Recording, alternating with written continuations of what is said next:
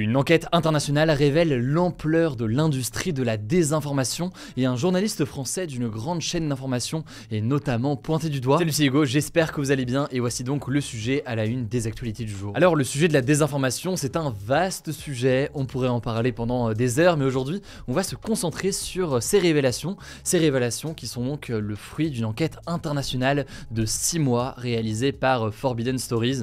Forbidden Stories, c'est un collectif de 100 journalistes issus de 30 médias différents, dont le journal Le Monde ainsi que la cellule d'investigation de Radio France. Alors tout commence en Israël avec une entreprise basée dans une zone entre Jérusalem et Tel Aviv, dans un bureau discret, sans panneau sur la porte qui indiquerait ce qui se passerait derrière. Alors officiellement cette entreprise se présente comme une société de relations publiques, mais en réalité ses activités sont tout autres. Il s'agit en fait d'une société spécialisée dans l'influence, la manipulation électorale ou encore la désinformation. Et parmi l'équipe qui la compose, on retrouve notamment des anciens officiers de l'armée ou alors des services de renseignement israéliens, mais aussi des experts en information financière et en questions militaires, reconvertis donc sur cette nouvelle activité dite d'influence sur les réseaux sociaux. Alors pour mener leur enquête, les journalistes de Forbidden Stories qui ont donc révélé l'affaire se sont présentés en caméra cachée comme des consultants indépendants qui seraient missionnés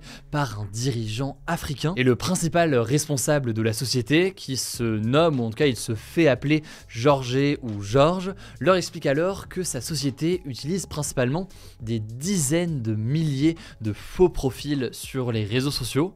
En gros, ces profils sur les réseaux sociaux, ils ont été créés via un logiciel qui s'appelle Ames, et donc ce sont des gens qui n'existent pas dans la réalité mais uniquement sur internet.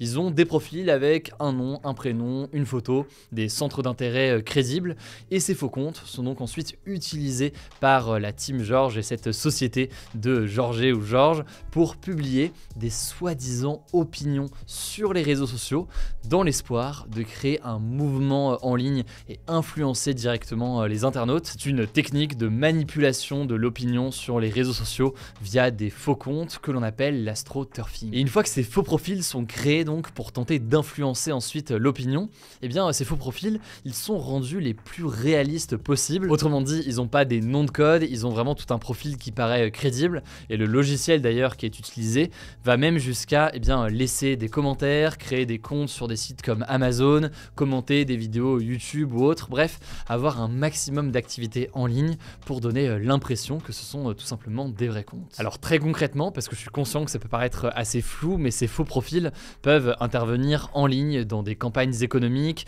des campagnes de dénigrement de certaines personnes ou de certaines entreprises, ou encore des campagnes de promotion de diverses personnalités. Ça peut être donc des personnes dans le monde économique, ça peut être des personnalités politiques. Mais Georges explique que la société s'est spécialisée véritablement dans la politique. Il donne notamment un chiffre. Sa société a travaillé sur 33 campagnes présidentielles différentes, les 2/3 d'ailleurs de ces campagnes en Afrique, et 27 de ces campagnes ont été victorieuses. Alors évidemment, dur de savoir si jamais l'implication et la manipulation de l'opinion sur les réseaux sociaux a été déterminant sur ces 27 campagnes présidentielles ou autres, mais tout de même ça montre une implication importante de cette société. Alors en soi, vous allez peut-être me dire, les faux profils sur internet c'est pas quelque chose de nouveau, et vous auriez raison complètement de le dire, mais si on en parle aujourd'hui et si c'est si marquant, c'est parce que au-delà donc de la révélation sur une société qui utilise de façon industrielle, disons, ces faux comptes pour tenter d'influencer l'opinion, il y a aussi des vrais journalistes, disons, qui sont impliqués. Alors des journalistes qui sont parfois conscients ou non de faire partie de tout cela, mais qui de fait jouent un rôle dedans. Et là, en l'occurrence, un journaliste a été visé ces derniers jours en France. Il s'agit d'un journaliste de la rédaction de BFM TV, le présentateur et journaliste Rachid Embarki, qui travaille pour la chaîne depuis sa création en 2005. Très concrètement, le journaliste est soupçonné d'avoir diffusé des informations biaisées et orientées à l'antenne sans l'autorisation de sa hiérarchie, des informations qui auraient été demandées de l'extérieur. En l'occurrence, l'enquête cite un extrait diffusé sur BFM TV le 19 septembre 2022, dans lequel le journaliste explique à l'antenne que l'industrie du yachting à Monaco connaît des difficultés depuis la mise en place de sanctions contre les oligarques russes dans le cadre de la guerre en Ukraine. Et je vous la fais courte, mais le texte qu'il a lu à l'antenne lui aurait été fourni clé en main par des clients étrangers qui sont donc en lien avec cette société israélienne. Cet extrait donc de BFM TV et de ce sujet a ensuite été isolé et diffusé sur les réseaux sociaux, dans le but donc de discréditer les sanctions qui sont infligées à la Russie. Alors là-dessus, Rachid Embarki nie complètement avoir été payé dans cette histoire. Il déclare en fait avoir utilisé des informations qui venaient d'informateurs et qu'elles avaient selon lui été toutes vérifiées.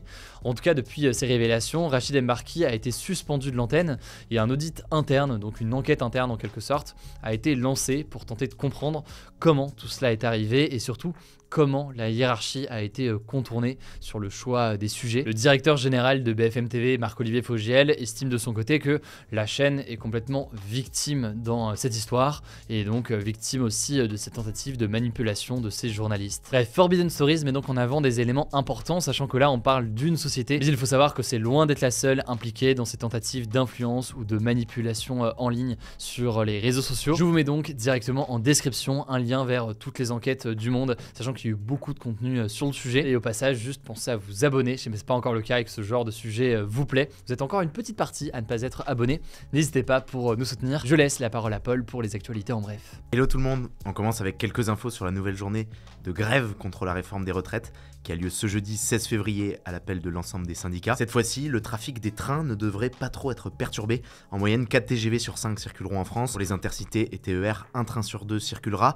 Les transports en commun seront également moins impactés par la grève ce jeudi que lors des précédentes journées de mobilisation. En revanche, les aéroports seront plus touchés. 30% des vols seront annulés à l'aéroport de Paris-Orly, 20% des vols à Toulouse, à Marseille ou encore à Lyon.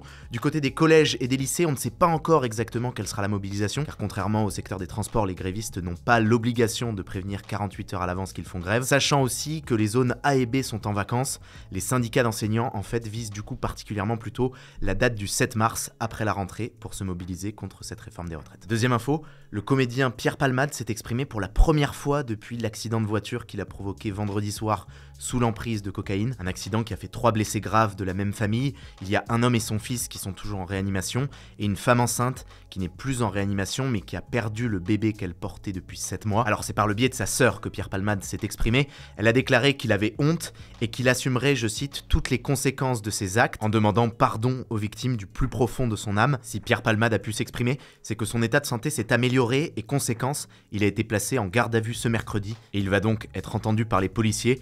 De leur côté, les victimes ont déclaré qu'elles étaient, je cite, insensibles à ses excuses. Troisième info, en France, ça parle d'économie.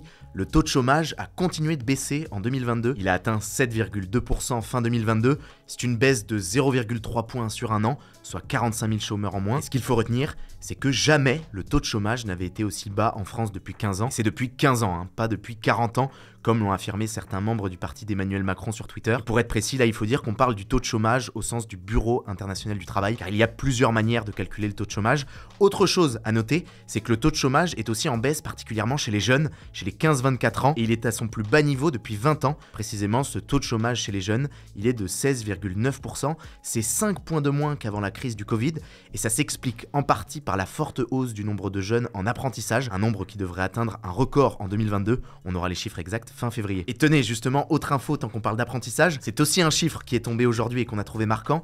Un jeune sur 5 ne va pas au bout de son contrat d'alternance et quitte son entreprise avant la fin. Ce chiffre est issu d'une nouvelle étude appelée Baromètre de l'alternance, qui est réalisée par le groupe Adecco, qui a interrogé un panel d'étudiants dans un sondage. Et alors, selon l'étude, c'est une preuve qu'aujourd'hui, les jeunes hésitent moins qu'avant à partir plutôt d'une expérience si elle ne leur plaît pas. Cinquième info, c'est encore un chiffre. Désolé si vous aimez pas ça, il y en a beaucoup aujourd'hui. Celui-là est aussi basé sur un sondage. Il concerne le racisme. 91% des personnes noires ou métisses ont le sentiment d'être victimes de discrimination dans leur vie de tous les jours. L'étude a été publiée par le baromètre du Conseil représentatif des associations noires. Elle se fonde donc sur un sondage de l'Institut Ipsos. Précisément, la question posée était: diriez-vous que dans votre vie de tous les jours, vous personnellement, vous êtes victime de discrimination raciale? Et dans les détails, 22% ont répondu rarement, 44% ont répondu qu'ils en subissaient de temps en temps, et 25% ont répondu qu'ils en subissaient souvent. Il y a aussi un autre enseignement marquant dans cette étude, c'est que les personnes noires sont en moyenne 2 fois plus contrôlées par la police que la population française dans son ensemble. Précisément, 49% des personnes noires et métisses d'ascendance noire ont déclaré avoir été contrôlées au moins une fois, alors que ce chiffre n'est que de 23% sur l'ensemble de la population. Sixième actu, en culture cette fois, l'américain Pharrell Williams a été nommé directeur artistique des collections hommes de Louis Vuitton. Lui qui, en plus d'être styliste et aussi musicien et producteur, vous connaissez forcément le tube Happy, Pharrell Williams succède donc à Virgil Abloh, qui est décédé en décembre 2021 d'un cancer à seulement 41 ans. La première collection pour Louis Vuitton sera dévoilée en juin prochain lors de la Fashion Week Homme à Paris. Avant-dernière actu du jour, sur un tout autre registre, je vous préviens, qui a pas mal tourné sur les réseaux sociaux, le club de foot de l'OGC Nice a porté plainte pour une raison assez particulière. Un film pornographique amateur a été tourné dans son stade, le stade de l'Allianz Riviera, pendant l'un de ses matchs, le match Nice-Lille fin janvier. En fait, ça s'est passé dans les toilettes du stade et selon le site Nice Matin, une actrice de film pour adultes qui s'appelle Laure Racuso aurait proposé à un supporter au hasard de tourner une scène avec elle. Et donc le club de Nice et la société qui gère le stade ont décidé de porter plainte. On termine avec une dernière actu insolite, ça s'est passé à Paris dans la nuit de dimanche à lundi. Un homme s'est introduit dans une église en pleine nuit à 3h du matin, une église qui était restée ouverte, et il a sonné les cloches à fond. Ça a réveillé plusieurs habitants du quartier, c'était dans le 20e arrondissement précisément, dans l'église Notre-Dame de la Croix. Certains ont publié des vidéos sur Twitter en se demandant ce qui pouvait bien se passer. Ça peut avoir des airs de fin du monde, ça a duré quand même une dizaine de minutes. Il est 3h08, hein. Il fait nuit et il y a les cloches qui sonnent à fond. Merci beaucoup Paul pour ces actualités. Alors il n'y avait pas de débat hier, mais il y a un petit débat aujourd'hui. Faut-il encourager davantage les parcours d'études en alternance? Ça se passe directement dans l'onglet communauté de cette chaîne YouTube. Vous le savez, je me permets toujours de le dire, j'ai l'impression de me répéter légèrement, mais tout de même c'est toujours important à dire. Si jamais vous appréciez ce format, sachez qu'il est aussi disponible en version audio, donc en version podcast, pour dire les choses, sur Spotify, Apple Podcast, Deezer, toutes les plateformes de podcast. L'avantage c'est que typiquement le matin dans les transports, eh bien, vous pouvez directement écoutez ça sans problème de réseau parce que l'audio c'est quand même plus facile et surtout vous pouvez le télécharger en avance. Du coup n'hésitez pas, vous tapez Hugo Décrypte sur votre appli de streaming de musique ou de podcast et vous allez le retrouver. En tout cas écoutez, je crois que j'ai tout dit, prenez soin de vous, prenez soin de nos proches et puis je vous dis à demain pour une nouvelle vidéo.